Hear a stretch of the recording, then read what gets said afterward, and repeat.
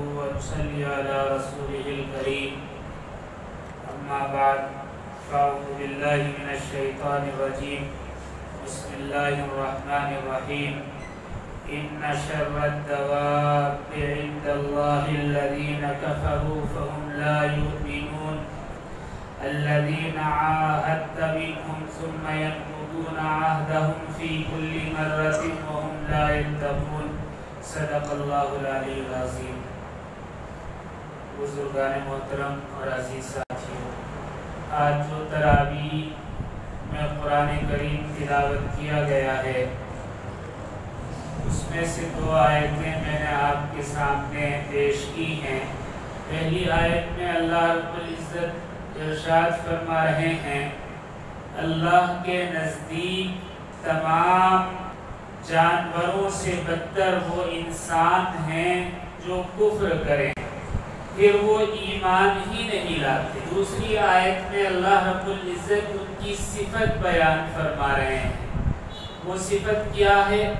یہ وہ لوگ ہیں جن سے آپ نے عہد و پیمان کر لیا پھر بھی وہ اپنے عہد و پیمان کو ہر مرتبہ توڑ دیتے ہیں اور بالکل پرہیز نہیں کرتے۔ اس آیت میں اللہ رب العزت نے کفار کو جانوروں سے بدتر قرار دیا ہے۔ اکثر مفسرین نے یہی ترجمہ کیا ہے کہ کافر یعنی اللہ کا انکار کرنے والے، اللہ کے احکامات کا انکار کرنے والے بدترین جانوروں سے بھی گئے گزرے ہیں، لیکن چند مفسرین نے یہاں اس سے مراد بنو قریظہ کو لیا ہے۔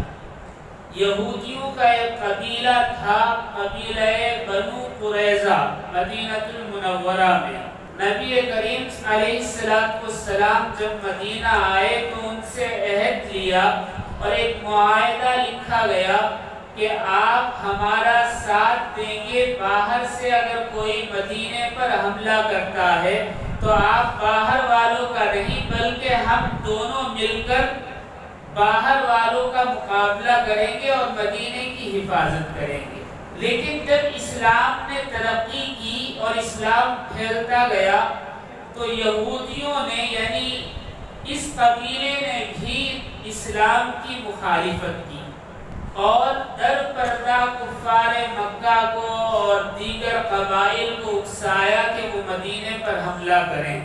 پھر انہوں نے ہتھیارات بھی دیے اور جاسوسی بھی کی مسلمانوں کے خلاف، یہاں تک کہ جب جنگ خندق پیش آئی تو اس موقع پر انہوں نے سمجھا کہ اس وقت کفار کی تعداد زیادہ ہے لہذا مسلمانوں کا خاتمہ یقینی ہے، انہوں نے اندر رہتے ہوئے غداری کی۔ اس موقع پر یہ آیتیں نازل ہوئی، لیکن اکثر مفسرین کا کہنا ہے کہ نہیں، یہاں تمام کافر مراد ہیں جن کو اللہ رب العزت نے ارشاد فرمایا ہے کہ وہ چوپایوں سے بھی بدتر ہیں۔ اللہ رب العزت جو بات ارشاد فرما دیں وہ 100% درست ہوتی ہے، سچی ہوتی ہے، اس میں کوئی شک اور شبہ نہیں کیا جا سکتا۔ اس لیے کہ ہم عام طور پر یہ سمجھتے ہیں کہ ہو سکتا ہے اللہ رب العزت نے کفار کی دشمنی کی وجہ سے ان کو جانوروں سے بدتر قرار دیا ہے۔ میں اس کی مثالیں دوں گا تو بات سمجھ میں آئے گی۔ آیت میں اللہ رب العزت نے جو لفظ استعمال کیا ہے وہ ہے شر الدواب، عربی میں شر الناس کہا جاتا ہے، انسانوں میں سب سے بدتر، لیکن شر الناس کی جگہ اللہ نے لفظ استعمال کیا ہے شر الدواب، یعنی 4 پیروں والے جانوروں میں سب سے بدتر کافروں کو کہا۔ اصل میں جب انسان اللہ سے بھاگنے لگتا ہے، دین فطرت سے بھاگتا ہے اور فطرت سلیمہ سے دور ہونے لگتا ہے تو اس میں سے انسانیت ختم ہو جاتی ہے، اور جب انسانیت ختم ہو جاتی ہے تو اس میں جانور کی صفات پیدا ہونے لگتی ہے۔ انسانیت کی صفات کیا ہے؟ وفا کرنا ہے، سچ بولنا ہے، ایمانداری سے رہنا ہے، اللہ کے آگے سر جھکانا ہے اور کسی کو دھوکہ نہیں دینا ہے، اسی کے ساتھ سچائی اور امانت و دیانتداری کو اختیار کرنا ہے، حیا اس کے اندر ہونی چاہیے۔ یہ سب انسانیت کی چیزیں ہیں، لیکن جب یہ ختم ہو جائیں، یعنی انسانیت ہی ختم ہونے لگے، تو ایسے شخص کے اندر حسد پیدا ہو جاتا ہے، نفرت آ جاتی ہے، عداوت آ جاتی ہے، بغض آ جاتا ہے، لالچ آ جاتا ہے، وہ ظلم کرنے لگتا ہے، چوری کرنے لگتا ہے، قتل کرنے لگتا ہے، دھوکہ دینے لگتا ہے، اس کے اندر غصہ پیدا ہو جاتا ہے، وہ بے صبری کا مظاہرہ کرنے لگتا ہے، مزاج میں سختی آ جاتی ہے اور اس کی نظر خراب ہو جاتی ہے، بد نظری پیدا ہو جاتی ہے، اس کے اندر خود غرضی آ جاتی ہے اور ایسا شخص مطلب پرست ہو جاتا ہے۔ اتنی ساری چیزیں جانوروں میں نہیں ہوتی۔ اگر قرآن کہتا ہے کہ کافر اللہ کے احکامات کا انکار کرنے والا جانوروں سے بھی بدتر ہے تو کوئی بڑی بات نہیں۔ جانور کو کچھ پتا نہیں ہوتا کہ مجھے کیا کرنا ہے۔ ایک لطیفہ یاد آ رہا ہے، گاؤں اور کھیڑوں میں پردھان ہوتے ہیں، آپ نے دیکھا ہوگا، بیل، گائیں، بھینس، بکریاں سب پالتے ہیں، کھیتی کرتے ہیں، کسان ہوتے ہیں۔ تو ایک مسجد تھی گاؤں کے اندر، تو امام صاحب بڑے پریشان تھے، اس لیے کہ پردھان صاحب کی بکریاں بار بار مسجد کے اندر آ جاتے تھے۔ اب وہ بار بار نکالتے وہ پھر آ جاتی۔ جب کئی دن اسی طرح ہو گئے تو امام صاحب تنگ آ کر پردھان کے پاس گئے اور جا کر کہا کہ پردھان صاحب اپنی بکریوں کو باندھ کر رکھو، یہ بار بار مسجد میں آ جاتی ہیں، بڑی تکلیف ہوتی ہے۔ تو پردھان نے کہا کہ امام صاحب جانور ہے، اسے کیا پتا کہاں جانا ہے کہاں نہیں، آپ نے کبھی ہمیں بھی دیکھا ہے مسجد میں آتے ہوئے؟ یہ تو ایک لطیفہ تھا۔ جانور کو پتا نہیں ہوتا کہاں جانا ہے کہاں نہیں، کیا کرنا ہے کیا نہیں۔ اللہ رب العزت یہی فرما رہے ہیں، کافر اسے کچھ خبر نہیں ہوتی مجھے کیا کرنا ہے، کیسے رہنا ہے، اس لیے کہ وہ دین سے دور ہو جاتا ہے، اللہ کی نافرمانی کرنے لگتا ہے، تو اس کے اندر جانوروں سے بھی بدتر صفات پیدا ہو جاتی ہیں۔ آج میڈیکل سائنس کا زمانہ ہے، بہت سارے ڈاکٹروں نے تحقیقات کی ہیں اپنے مریضوں پر، جو دماغی مریض ہوتے ہیں ان پر۔ یہ مریض ہمارے یہاں تو بہت کم دیکھنے میں آتے ہیں، لیکن یورپ اور امریکہ میں بہت زیادہ ہے۔ وہ کیا؟ ذہنی توازن کھو دیتے ہیں، عقل اور شعور نہیں ہوتا کہ ہمیں کیا کرنا ہے اور کیا نہیں کرنا۔ دوسری چیز، ان کے اندر جانوروں جیسی صفات آ جاتی ہیں۔ کیا؟ نفرت، غصہ، حسد، یہ سب چیزیں تو ہوتی ہی ہیں، لیکن بعض مریض اپنے کپڑے پھاڑ کر نوچ کر پھینک دیتا ہے، برہنہ رہتا ہے۔ بعض مریض کچا گوشت کھانے کا عادی ہو جاتا ہے، اگر اسے کچا گوشت نہ ملے تو وہ اپنے قریب رہنے والے انسانوں اور جانوروں کو نوچ کر کھانا شروع کر دیتا ہے۔ بعض مریضوں کے اندر خون پینے کی عادت آ جاتی ہے۔ اس طرح کے بہت سارے مریض ہیں۔ یہ صفات جانوروں میں ہوتی ہیں، درندوں میں ہوتی ہیں۔ ڈاکٹروں نے تحقیقات کی تو انہوں نے ایک لفظ دیا، مذہب بیزار لوگ اس مرض کا شکار ہوتے ہیں۔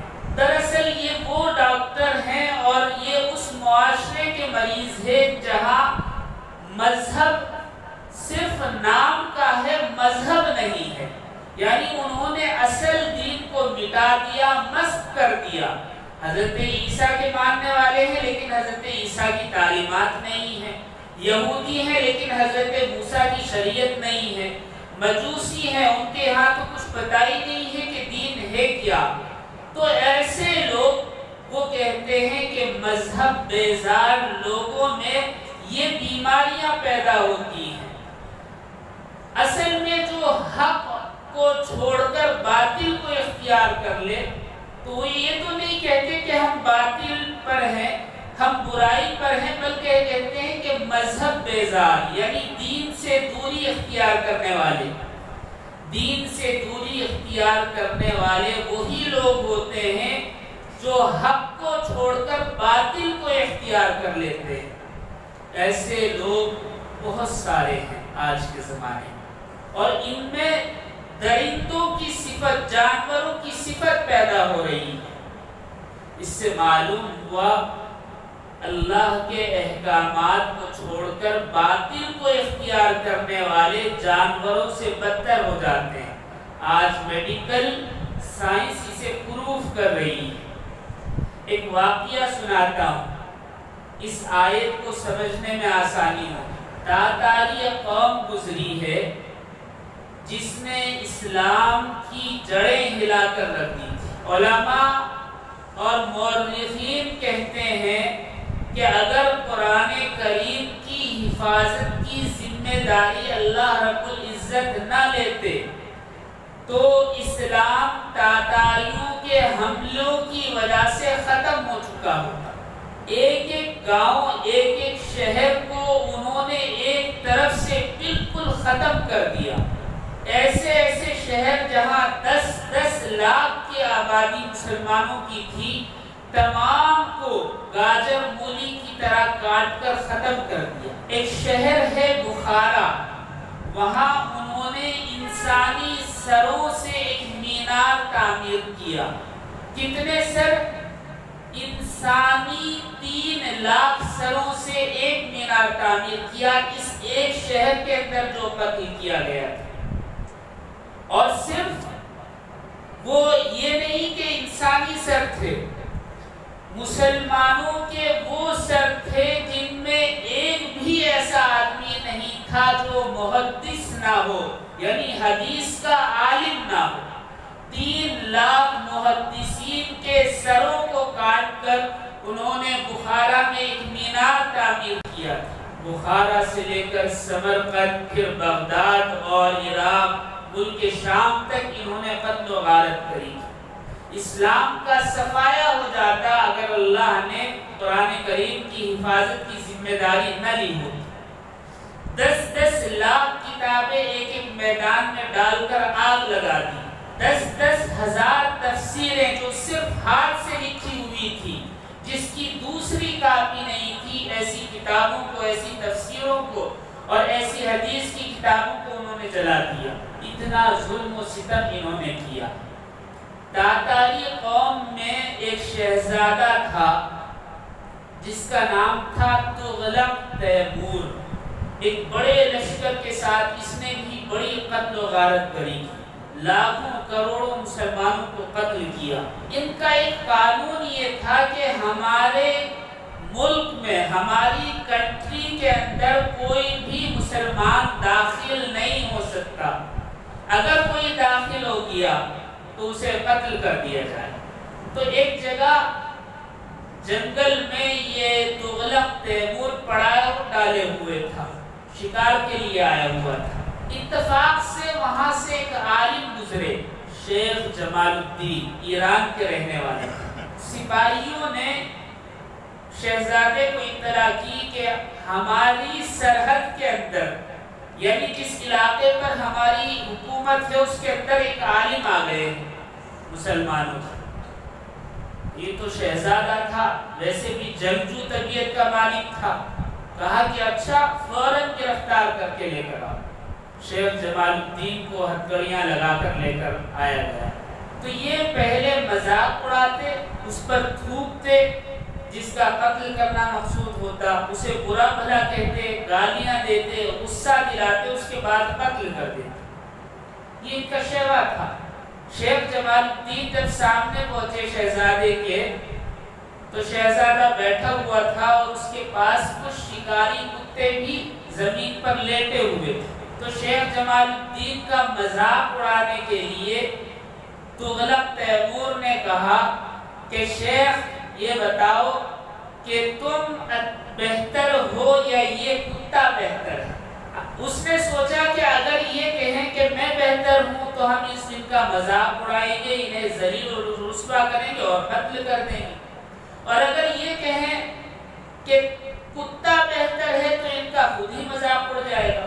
تو شیخ جمال الدین جو تھے بڑے عالم تھے، مفسر تھے، حدیث کا علم رکھتے تھے، انہوں نے موقع کی نزاکت کو سمجھا اور کہا کہ شہزادے اگر اللہ نے ہمیں ایمان نہ دیا ہوتا تو یہ کتا ہم سے بہتر تھا، اور اللہ نے ہمیں جو ایمان دے دیا ہے اس کی وجہ سے کتا بدتر ہے، ہم بہتر ہیں۔ شہزادے کے کان کھڑے ہو گئے، یہ بات تو آج تک میں نے نہیں سنی۔ ایسی کیا چیز ہے جو اگر انسان کے پاس آ جائے تو کتے سے بہتر ہو جاتا ہے، اور اگر انسان سے چھن جائے تو کتے سے بھی بدتر ہو جاتا ہے؟ تو اس نے پوچھا ایمان کیا ہے؟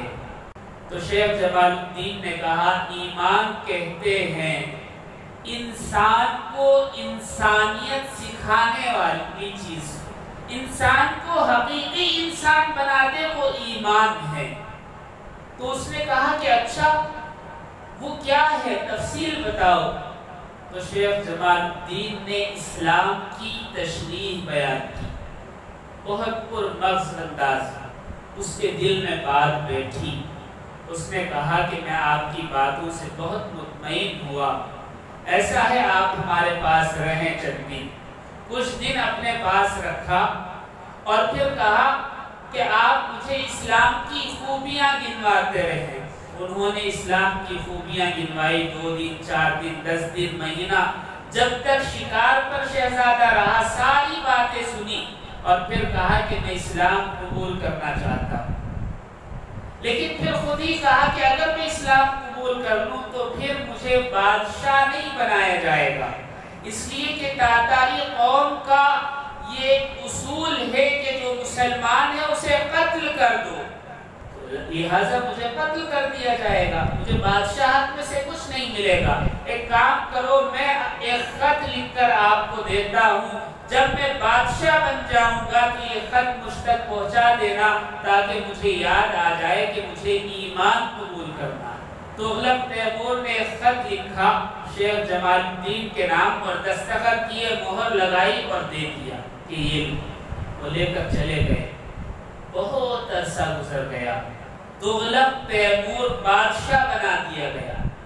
ادھر شیخ جمال الدین بوڑھے ہو گئے، بیمار رہنے لگے، چلنے پھرنے کی کوئی طاقت ان میں نہیں رہی۔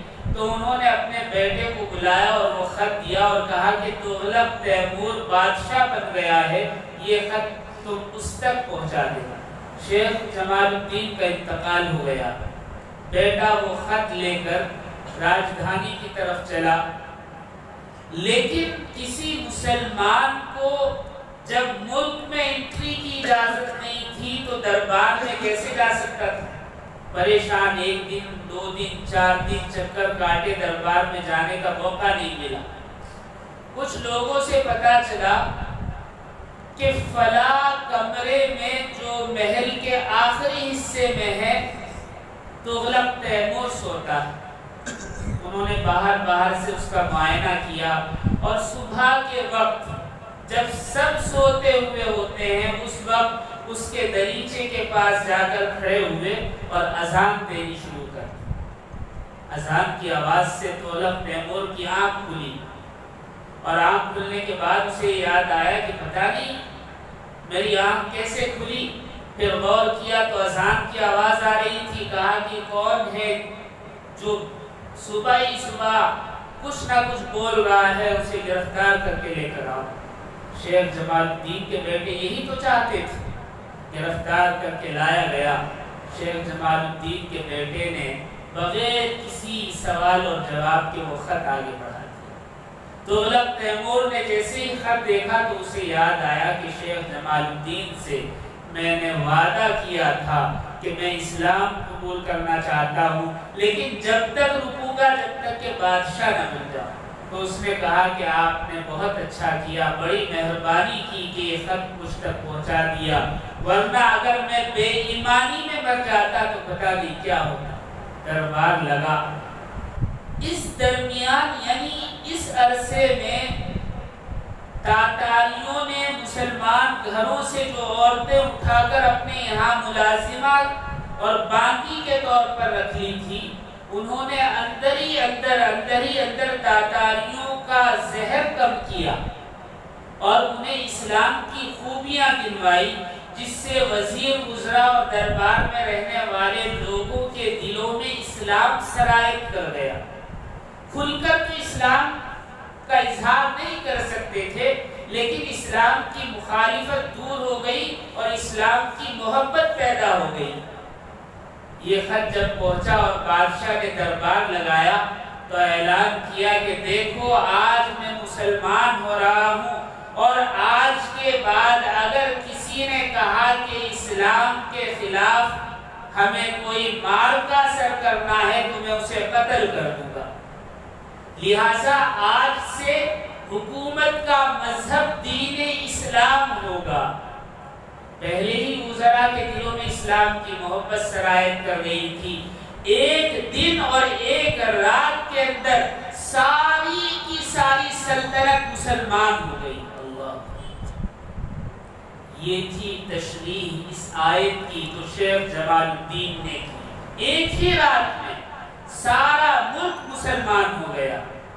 اور پھر یہی تغلق تیمور کی اولاد آگے چل کر ہندوستان آئی تو مغلیہ سلطنت کی بنیاد رکھی، جس کے تحت لاکھوں کروڑوں علماء تیار ہوئے اور لاکھوں کروڑوں تفاسیر اور حدیث کی کتابیں لکھی گئی اور اسلام یہاں جنوب تک پھیل گیا۔ جب ایمان آیا تو اسلام کی کرنیں دور تک پھیل گئی، اور جب یہی ایمان دل سے باہر تھا تو یہ جانوروں سے بدتر تھے کہ انہوں نے 3 لاکھ محدثین کے سروں کو کاٹ کر ایک مینار بنایا تھا۔ اللہ رب العزت جب کسی سے کام لیتے ہیں تو اس طرح لیتے ہیں، انہی لوگوں سے جنہوں نے اسلام کی جڑیں کاٹ دی، اسلام کو فروغ دیا۔ اللہ بہرحال اس آیت میں اللہ رب العزت نے کافروں کو جانوروں سے بھی بدتر قرار دیا۔ یہ اس لیے کہ ان کے اندر جانوروں سے بھی بدتر صفات پیدا ہو جاتی ہیں، اور پھر ان کی ایک صفت بیان کی کہ وہ جب عہد کرتے ہیں، پرامس کرتے ہیں تو اسے توڑتے ہیں، صرف ایک مرتبہ نہیں، بار بار توڑتے ہیں، اور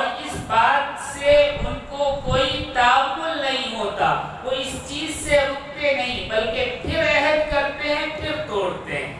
اللہ رب العزت ہم سب کے ایمان کی حفاظت فرمائے اور کہنے سننے سے زیادہ عمل کی توفیق عطا فرمائے۔